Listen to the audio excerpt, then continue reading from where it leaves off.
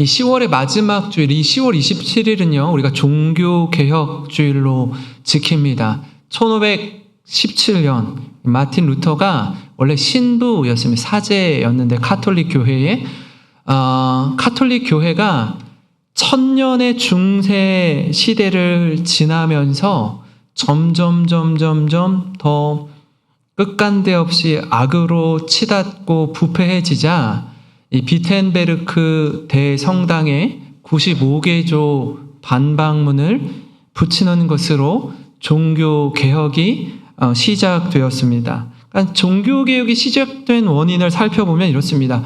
교회의 부패와 권력의 남용이었습니다. 중세 카톨릭 교회가 얼마나 막대한 권력과 부를 가지고 있었고, 성직자들이 도덕적 타락에 빠지거나 교회의 자산을 사적으로 이용하는 일이 많았습니다. 많았어요.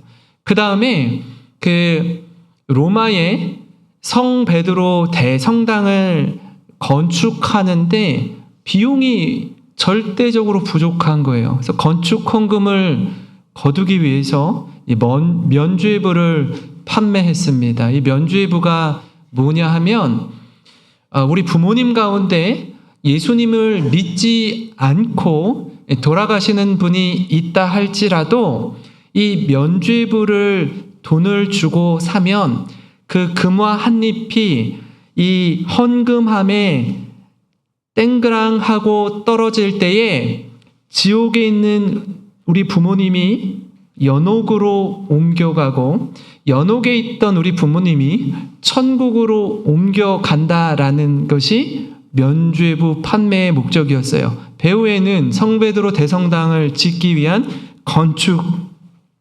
헌금을 충당하려고 했지만 이 구원의 본질에 대해서 논쟁을 불러일으키게 되었습니다. 뿐만 아니라 교회는요, 사실은 박해받을 때, 초대교회에 정말 심한 박해와 고난과 핍박이 있을 때 오히려 교회가 엄청난 부흥을 경험했습니다.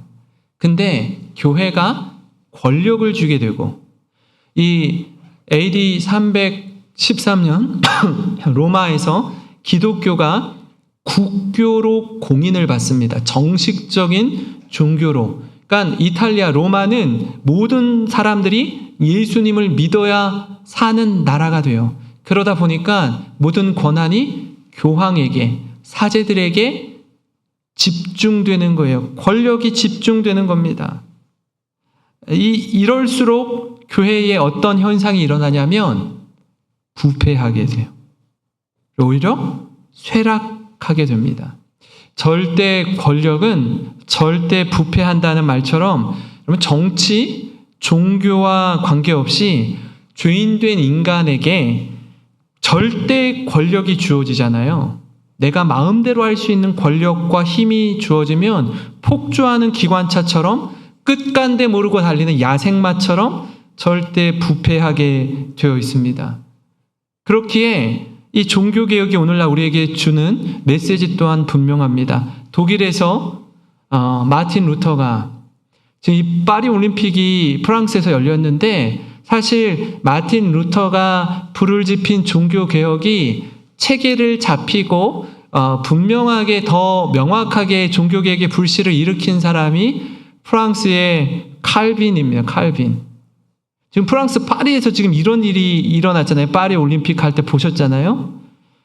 그러니까 이 발단이 이 종교개혁이 독일과 프랑스, 스위스, 네덜란드, 영국을 거쳐서 이제 미국으로 가고 이렇게 개혁이 일어났는데 지금 다시 어떻게 해요? 보시는 것처럼 유럽에서 이 동성애 문제가 엄청나게 이슈가 되고 심각한 상황이 된 거예요. 종교개혁이 일어났을 때 이런 말을 했습니다. 개혁된 교회는 항상 개혁되어야 한다라고 외쳤어요. 계속해서 우리 자신을 돌아보고 말씀 안에서 성장하고 성숙해가는 우리 모든 성도들이 되어야 할 줄 믿습니다. 이런 경각심을 가지고 오늘 말씀을 함께 나누기를 원하는데요. 오늘 말씀은 보시는 것처럼 엘리 제사장 가문의 몰락을 담고 있습니다. 제사장, 지금으로 말하면 목회자들이죠. 그러니까 목회자들이 영적으로 깨어서 각성하고 성도들을 하나님께로 인도해야 할 리더들이 저들이 더 도덕적으로, 영적으로, 윤리적으로 타락한 거예요. 그래서 침체와 몰락으로 향하는 겁니다. 2주 전에 우리가 함께 나눈 것처럼 엘리의 아들들이요, 끝을 향해 나아갔습니다. 백성들의 조언도, 아버지의 충고도, 심지어 하나님의 말씀도 귀 기울여 들으려고 하지 않았어요. 끝간데 없이 끝을 모른 채 나아가는 겁니다. 애굽의 바로처럼 마음이 완악해지고 아주 강팍해지는 겁니다. 결국 죽음을 자초하는데요. 사무엘상 2장 25절입니다. 사람끼리 죄를 지으면 하나님이 중재하여 주시겠지만 사람이 주님께 죄를 지으면 누가 변호하여 주겠느냐. 아버지가 이렇게 꾸짖어도 그들은 아버지의 말을 듣지 않았다. 주님께서 이미 그들을 죽이려고 하셨기 때문이다. 여러분, 안타깝게도요, 엘리의 아들들은요, 하나님이 여러 차례 돌이킬 기회를 주셔요. 기회를 주시는데 그 기회를 다 놓쳐버리는 거예요. 여러분, 기회 있을 때에, 기회가 우리에게 주어질 때에 돌이키는 것이 복인 줄 믿으시기 바랍니다. 그리스 신화에 보면 제우스의 여러 아들들 가운데 카이로스라는 신이 있습니다. 이 카이로스는 시간의 신인데요. 주관적 의미의 시간을 말해요. 지금 몇 시냐면요. 11시 40분 50초를 지나고 있는데 이 시간은요. 크로노스라고 합니다. 크로노스. 이 카이로스는 결정적인 순간, 기회를 뜻하는 용어이기도 합니다. 그래서 그리스 신화의 카이로스라는 신의 모습을 보면 아주 그 외모가 독특한데요. 앞머리는 풍성하게 자라 있어요. 앞머리는. 근데 뒷머리는 대머리예요. 기회가 오면 어떻게 해요? 딱 잡으라는 거예요. 그 기회를 놓치면 뒷머리는 대머리이기 때문에 잡을 수 있어요? 없어요? 잡을 수 없다라는 거예요. 어깨와 양발에 날개가 달려 있습니다. 왼손에는 저울을, 오른손에는 칼을 쥐고 있는 카이로스라는 신이에요. 앞머리가 풍성한 이유는 기회가 있을 때 그 앞머리를 딱 잡아야 된다라는 거예요. 기회가 지나가면 뒷머리는 잡을 수 없기 때문에 그래요. 없기 때문에. 그래서 이 카이로스라는 신을 만나면 저울로 신중히 달아보고 이게 맞다 싶으면 어떻게 해요? 칼같이 빠르고 신속하게 결단을 내려야 한다라는 겁니다. 기회는요, 누구에게나 찾아와요. 그러나 기회를 놓치면 순식간에 날아가 버립니다. 후회해도 소용이 없어요. 이처럼 홈리와 비느하스는요, 하나님이 여러 차례 돌이킬 수 있는 기회를 주셨습니다. 백성들의 조언을 통해서, 아버지의 충고를 통해서, 하나님의 말씀을 통해서 돌아오라고 기회를 주셨어요. 이 모든 기회를 다 놓쳐버리는 겁니다. 잃어버리는 거예요. 하나님이 안 되겠다. 내 너희들을 심판해야겠다라고 결정할 때까지 저들은 계속해서 범죄했습니다. 우리 이 시간에 이 엘리 가문의 몰락을 바라보면서 반면 교사를 삼는 시간이 되기를 바랍니다. 그저 남의 이야기로 듣고 흘려버리는 게 아니라 저들의 모습이 내 모습이 될 수 있다는 것. 내 이야기가 될 수 있음을 기억하고 깨어 돌아보는 모든 성도님 되시길 주님의 이름으로 축원합니다. 여러분, 이 엘리 가문의 몰락이 주는 교훈 첫 번째는 뭐냐면요, 이미 주신 은혜를 기억하고 감사와 자족하는 삶을 사는 것입니다. 하나님의 사람이 엘리에게 찾아와서 말씀을 전하는데요, 27절 28절입니다. 하나님의 사람이 엘리에게 와서 그에게 이르되 여호와의 말씀에 너희 조상의 집이 애굽에서 바로의 집에 속하였을 때에 내가 그들에게 나타나지 아니하였느냐. 이스라엘 모든 지파 중에서 내가 그를 택하여 내 제사장으로 삼아 그가 내 제단에 올라 분향하며 내 앞에서 에봇을 입게 하지 아니하였느냐. 이스라엘 자손이 드리는 모든 화제를 내가 내 조상의 집에 주지 아니하였느냐. 그러니까 이스라엘 백성이 애굽에 거주하는 430년 동안 종살이를 할 때 하나님이 저들의 부르짖음을 들으시고 구원하셨습니다. 그리고 이 광야 40년의 시간을 보내면서 그 이스라엘 백성을 출애굽한 사람이 누구죠? 인도했던 리더가 모세입니다. 그죠? 모세의 형 아론이 있습니다. 저들은 레위 지파였어요. 그러니까 야곱의 12아들, 이스라엘의 12아들들 가운데 셋째 아들이 레위였어요. 넷째 아들이 예수님이 태어나는 족보에 있는 유다 지파였습니다. 셋째 아들이었던 레위 지파에게 제사장직을 감당하도록 저들을 세우십니다. 이스라엘 자손이 화제를 드릴 때에 그 중에 일부를 제사장의 몫으로 하나님이 허락해 주셨습니다. 이처럼 오늘에 이르기까지 레위 지파에 베푸신 하나님의 은혜가 상당했어요. 부족함 없이 채워주시고 입혀주셨습니다. 아마 저들에게 부족한 것이 있었다면, 저들에게 꼭 필요한 것이 있었다면 하나님이 더불어 채워주셨을 겁니다.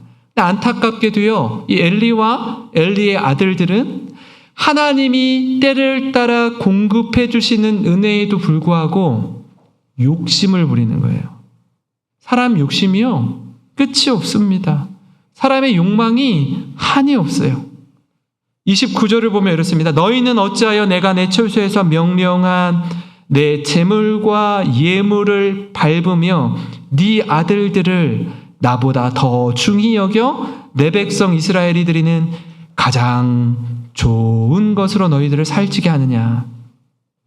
주목할 부분이 있습니다. 하나님의 사람이 엘리 제사장을 향해서 뭐라고 얘기해요? 내 재물과 예물을 밟으며 네 아들들을 나보다 더 소중히 여겼느냐. 바로 이 지점입니다. 엘리 제사장이요, 아버지로서 아들들의 만행을 백성들로부터 들어요.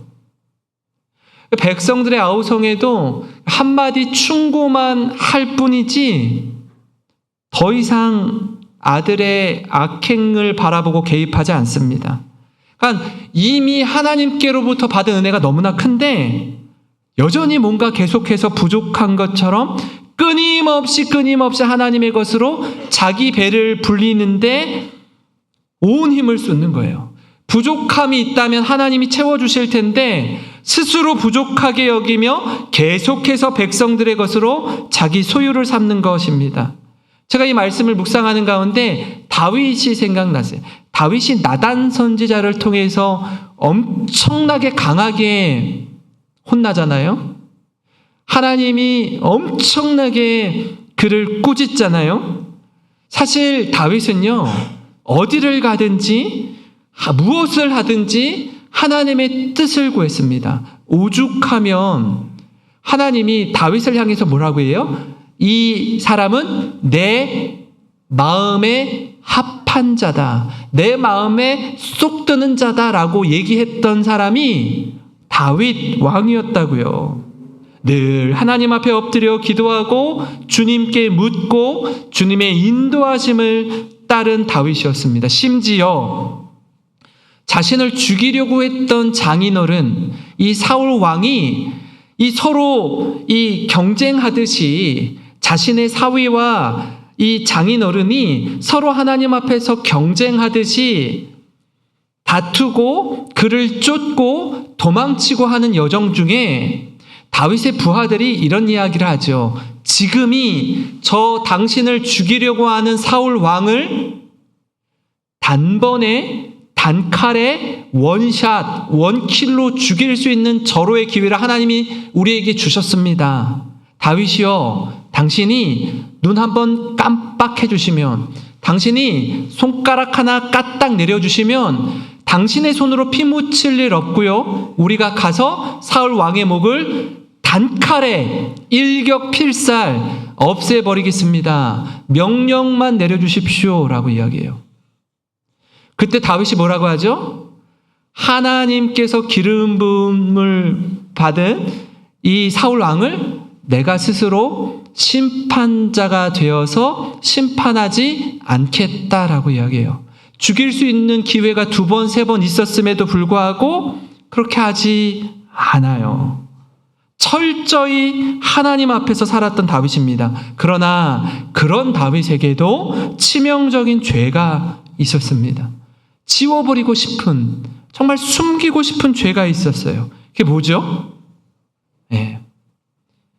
자신의 부하 우리아의 아내였던 밧세바를 범한 죄였습니다. 언제요? 가장 잘 나갈 때, 가장 높아졌을 때, 많은 사람들이 주목하며 칭찬할 때, 그때 넘어지는 거예요. 전쟁이 한창인데 이제는 무슨 생각이 드냐면, 내가 선봉에 서지 않아도, 내가 앞장서지 않아도 알아서 우리 부하들이 어련히 승리의 승전보를 가져오지 않을까 하고, 자신이 왕궁에 머물러 있던 그때 자신의 부하의 아내였던 우리아의 아내 밧세바가 목욕하는 걸 보고 그를 왕궁으로 끌어들여서 관계를 맺고 심지어 임신하게 됩니다. 이 죄를 숨기고 싶은 거예요. 전쟁의 한복판에 있던 우리아를 불러서 특별 포상 휴가를 줍니다. 집으로 가서 너희 아내와 잠자리를 해라라고 허락해요. 근데 이 우리아가 얼마나 충신이었느냐 하면 집으로 돌아가서 잠을 안 자고 왕궁 앞에서 부하들과 함께 잠을 청합니다. 다윗이 자신의 죄를 덮기 위해서 전쟁터에 있던 우리아를 불러서 집으로 보내려고 하는데 집으로 가지 않아요. 그래서 묻죠. 너 왜 집에 가서 안 자니?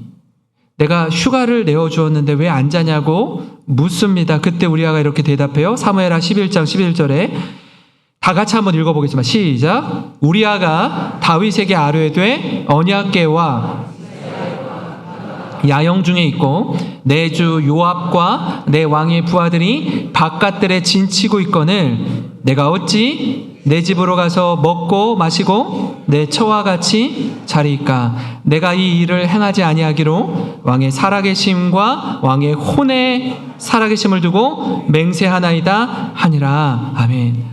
놀라운 일입니다. 지금 전쟁 한창 중이에요. 근데 부하가 어떻게 얘기해요? 다윗에게 충성스러운 말을 합니다. 이런 말을 일반적인 상황에서 다윗이 들었다면, 야, 내가 이 나라의 왕인 게 너무 자랑스럽다. 내 부하 가운데 이런 충성스러운 부하가 있구나. 얼마나 가슴 뿌듯하고 자랑스러운 일이고 감격하겠습니까? 천군 만마를 얻은 것 같은 마음이 들었을 겁니다. 이런 충신이 어디 있어요? 그렇지 않습니까? 이스라엘 왕으로서 너무너무 행복할 것 같아요. 근데 지금 이 상황이 자신의 죄를 은폐하기 위해서 나름의 계략을 짰는데 거기에 동조하지 않는 우리아가 마음에 들지 않는 거예요. 그래서 이제 어떻게 하죠? 술에 거하게 취하게 만들어서 본능적으로 집에 돌아가서 잠을 청하도록 유인해요. 술을 엄청 따라 먹게 합니다. 만취 상태에 이르게 해요. 그럼에도 불구하고 우리아가 집에 가서 동침하지 않아요. 그러면 그럴수록 내 죄, 내 잘못을 들여다 보아야 하는데 다윗이 불편한 거예요. 완전 범죄를 꿈꾸는데 자기의 죄가 가려지지 않는 것 같은 거예요. 그래서 어떻게 하죠? 전쟁 한복판에 있는 요압 장군에게 편지를 씁니다. 우리아의 그 생사 여탈권을 가지고 있는 장군에게 편지를 써요. 이 우리아를 치열한 전투의 한복판에 내어 던지고 그로 맞아 죽게 하라.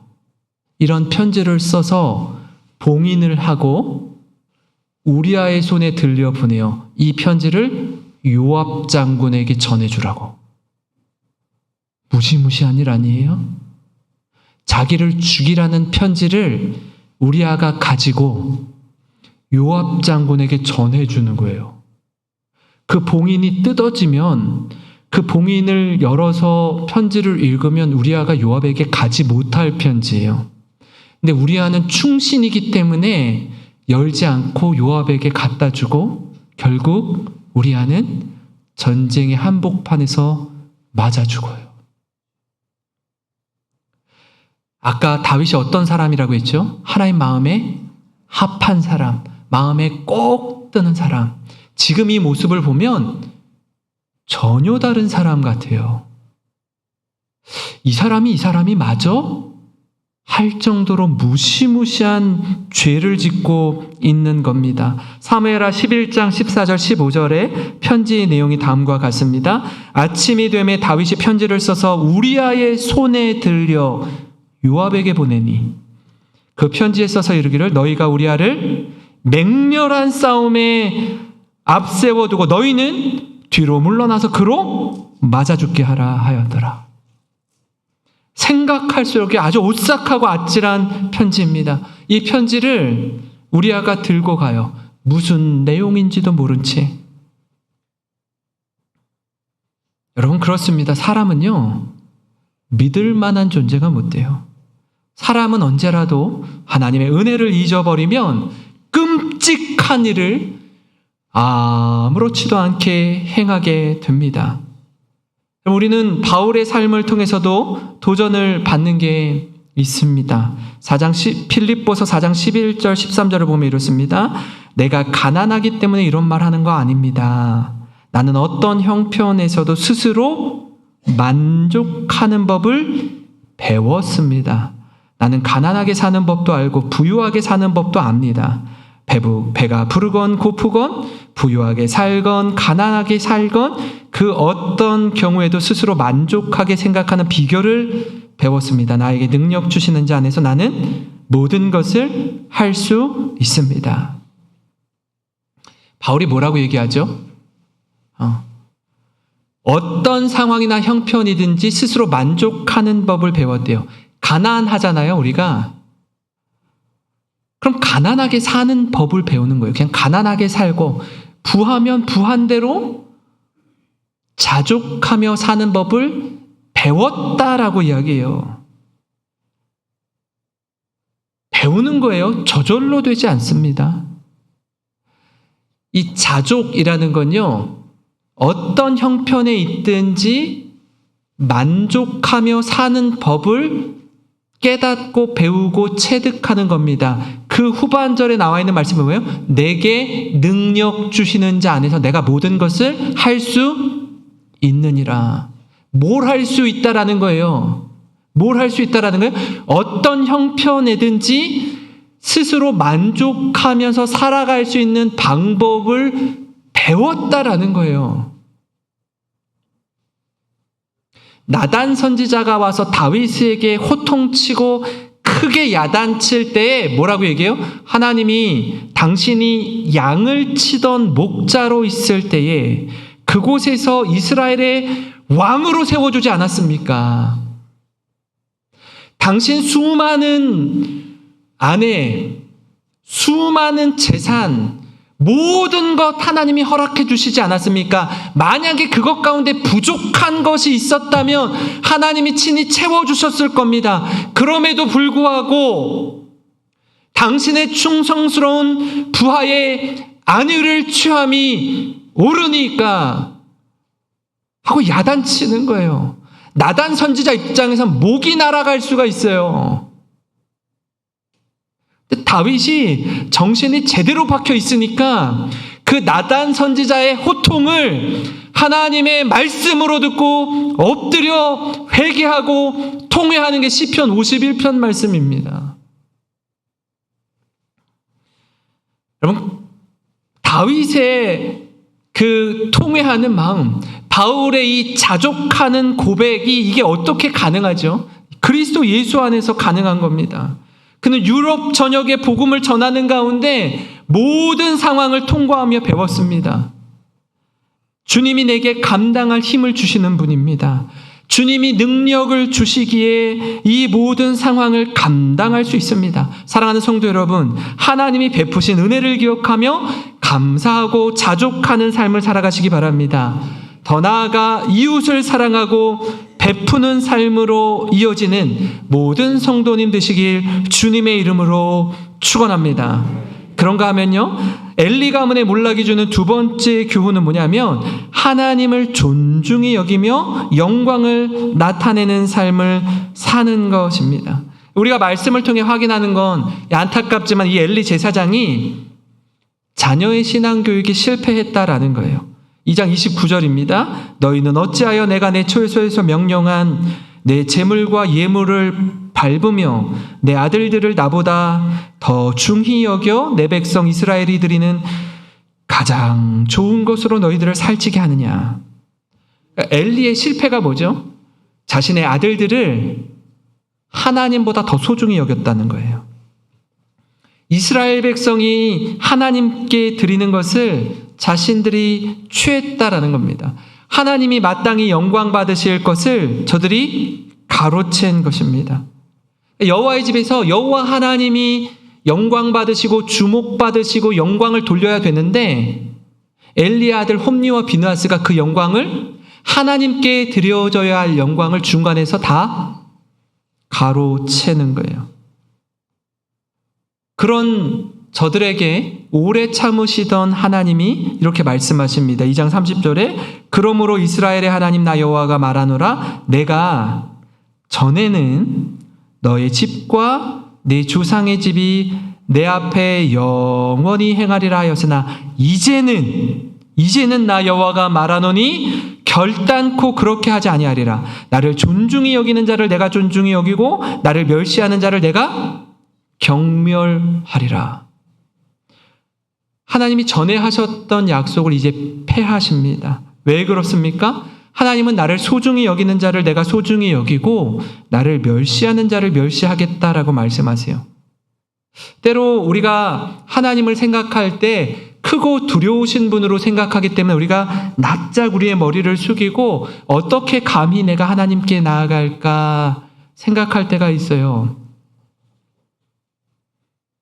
한편 홈리와 비느하스처럼 하나님을 너무 쉽게 생각하고 함부로 대할 때가 있습니다. 이 양극단으로 치닫는 경우들이 우리 안에 있는데 이게 잘 생각하셔야 돼요. 오래 참고 기다리시며 너른 품에 안아주시는 하나님이시지만 하나님을 멸시하고 함부로 할 때 오늘 말씀처럼 심판하시는 하나님을 기억해야 합니다. 하나님을요 가볍게 쉽게 대할 수 있는 분이 아니세요. 그래서 하나님을 경외하라는 이 경외라는 말을 사용할 때 정말 존경하는 사람 앞에서 갖는 두려움이 경외라는 단어의 의미예요. 내가 하나님을 너무 존경하기 때문에 갖는 두려움이 경외라고요. 여러분 이걸 균형 있기에 우리 삶에 작동될 때에 하나님을 바르게 섬길 수 있습니다. 하나님께 온전히 예배할 수 있습니다. 홈리와 비느하스가 놓친 게 바로 이 부분입니다. 제사장으로서 부르신 하나님의 은혜를 저버리고 자신들이 하나님의 영광을 중간에서 가로채 버린 거예요. 마땅히 하나님이 받으셔야 하는 영광을 자신의 것으로 삼는 것입니다. 홈리와 비느하스를 보면서 가장 주의해야 할 사람은 누구일까요? 저 같은 사람이에요. 목회자, 중직자, 직분자들입니다. 세워주신 이 자리가 여러분 엄청나게 여기 조명이 많아요. 막 스포트라이트가 많이 비추어져요. 사람들 앞에 이렇게 서 있어요. 주목받는 자리에 있어요. 기관의 장으로 있어요. 우리 장로님들, 우리 권사님들, 이 직분자분들이 앞에 리더십으로 서 있어요. 누가 처음부터 교만합니까? 그런 사람은 목회자가 장로님이나 권사님 될 수가 없죠.